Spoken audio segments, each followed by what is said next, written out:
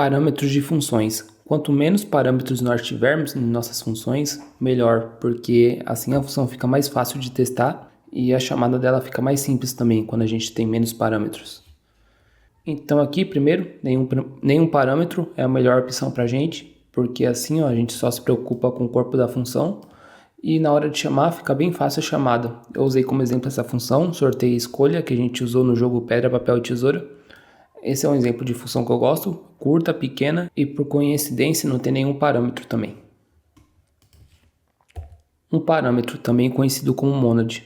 Há vários casos que a gente precisa passar um parâmetro. A gente normalmente passa parâmetro para a função para a gente pegar aquele valor, computar alguma coisa e retornar um valor novo. Nesse caso a gente estava usando para a gente decidir em qual jogador a gente ia incrementar ponto e para exibir mensagem aqui também.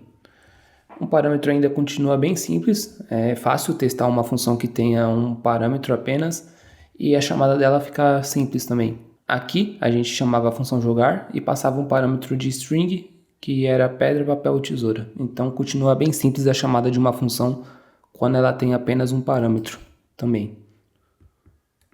Dois parâmetros, tratada no livro como diad também.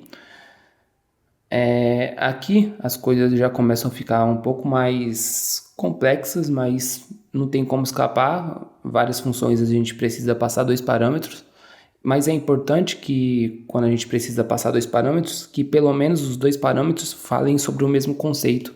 Aqui eu peguei como exemplo a função incrementa pontos ganhador e aqui eu passo dois parâmetros, a escolha jogador e a escolha máquina.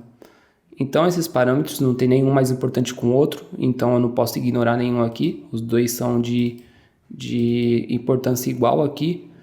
Então é importante que nossos parâmetros, quando a gente tem mais que um, que eles falem da mesma coisa, do mesmo conceito e que nenhum seja muito mais importante que o outro para a gente não aprender a ignorar parâmetro, porque toda vez que a gente ignora alguma parte de código, é ali que os bugs se escondem. Três parâmetros. É conhecido como tríade. Aqui as coisas já começam a ficar mais complexas porque testar uma função de três parâmetros já começa a ser um pouquinho mais difícil. São mais casos para a gente testar de apenas uma função, então a gente começa a criar muitos casos de teste só para uma função só. Vale a pena a gente ver se não dá para reduzir a quantidade de parâmetros, mas em casos como esse aqui, por exemplo, eu tenho uma função chamada setPosition e aqui a gente passa o x, y e z. Então, nesse caso, eu acho que não teria uma maneira melhor de fazer essa função aqui para evitar os três parâmetros. Esse caso aqui já é o que eu preciso, então não teria como eu alterar isso aqui. Então, há casos que a gente precisa realmente passar três parâmetros, mas tendo em mente que a gente tem que ter em mente que nossa função já vai ser mais difícil de testar e a chamada dela vai ser um pouco mais difícil também, que ela recebe bastante parâmetro já. 3 já é bastante parâmetro. Agora, mais de 3 parâmetros, aí vale a pena a gente conhecer uma refatoração chamada introduzir objetos de parâmetro. Aqui a gente tem um exemplo, registrar endereço, e aqui já recebe 4 parâmetros, que é uma quantidade grande já de parâmetros para uma função. Vamos dar uma olhada nessa refatoração chamada introduzir objetos de parâmetros. Eu vou avançar um pouquinho aqui o slide, e é essa aqui, Quando a gente percebe que alguns dados se repetem ao longo do programa algumas vezes, isso é o bom disso que eles querem estar juntos, eles querem estar agrupados ou precisam estar agrupados. Então, por exemplo aqui, eu já me deparei com muitos casos igual a esse, em que certos dados aparecem juntos diversas vezes como parâmetros de funções. Então aqui a gente tem isso aqui, esses parâmetros, e esses parâmetros poderiam se repetir em outra função também. E para resolver isso aqui, para eu não deixar esses dados separados, eu posso oferecer um contexto melhor para eles. E aqui embaixo, eu crio uma classe chamada endereço, aí eu passo esses dados aqui e instancio uma classe aqui. Aí no lugar de passar todos os parâmetros separados aqui, eu passo um objeto que está aguardando todos esses dados, essas variáveis. Então eu agrupo os dados e evito que eles fiquem separados, porque eles querem estar juntos nesse caso. E aqui, se eu tiver mais funções como essa aqui, que tem esses parâmetros, eu posso passar o objeto também e assim fica mais simples a chamada da função. Eu não preciso me preocupar com ordem de parâmetros, qual a ordem que aqui segue, se é primeiro cidade ou estado, ou se é estado ou cidade. Então, introduzir objetos de parâmetros é bom por isso, porque eu agrupo os dados que querem estar juntos e também fica mais fácil de eu passar esse objeto como parâmetro. Vou voltar aqui. Tá, lista como parâmetro. A gente tem um exemplo aqui do método log, do objeto console, do JavaScript. Ele recebe uma lista como parâmetro. E aqui eu posso considerar até essa quantidade enorme de parâmetro como um parâmetro só. Porque aqui ele faz a mesma coisa com todos os parâmetros que a gente passa aqui. Ele exibe o que a gente passa no console. Então ele está tratando todos os parâmetros de forma igual.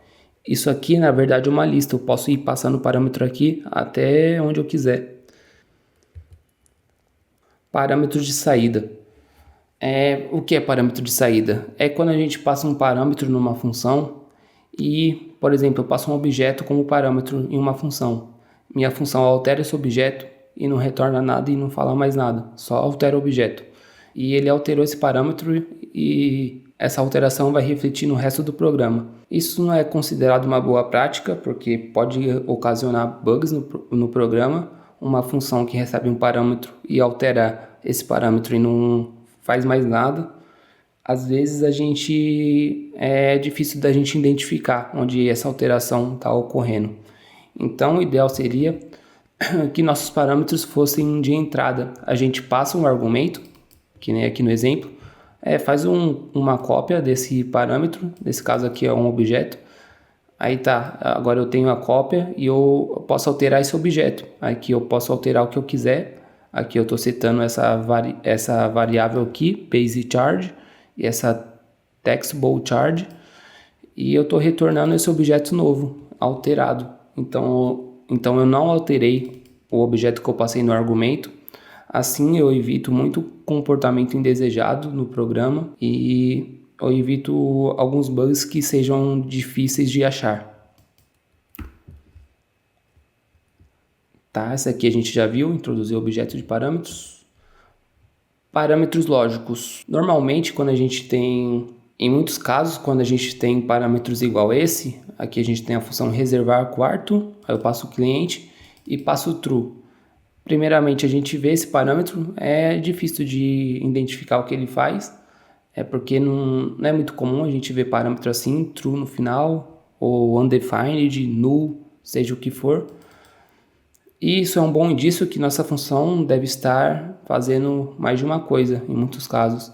Porque se eu passo true aqui, minha função faz um processamento, se eu passo false, ela faz outra coisa. Então é um bom indício que nossa função está fazendo mais de uma coisa. E aqui a gente consegue ver o que esse true significa quando a gente olha para o parâmetro aqui, para a descrição dele. Is premium. Então, se eu quero reservar um quarto premium, eu passo esse parâmetro como true. Se não, um quarto normal, eu passo false aqui. O ideal seria, nesse caso, que a gente quebrasse essa função nos dois comportamentos dela.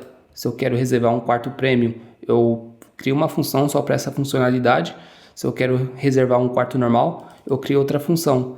E eu decido fora da função se eu vou chamar essa aqui ou chamar essa outra. Então fica melhor desse jeito nesse caso.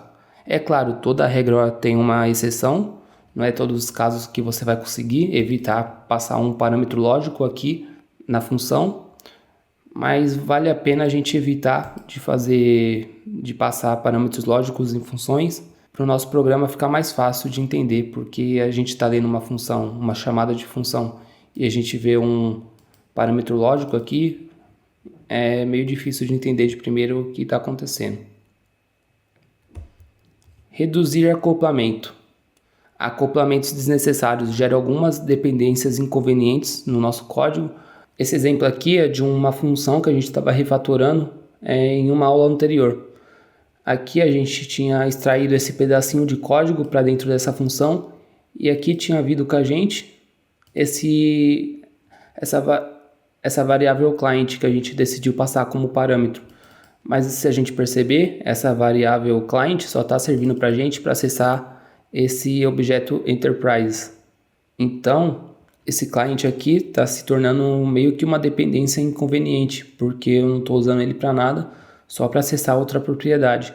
Então, seria melhor se a gente passasse essa propriedade que a gente está acessando através do client diretamente aqui como parâmetro. Aí a gente evita esse acoplamento desnecessário com o objeto client.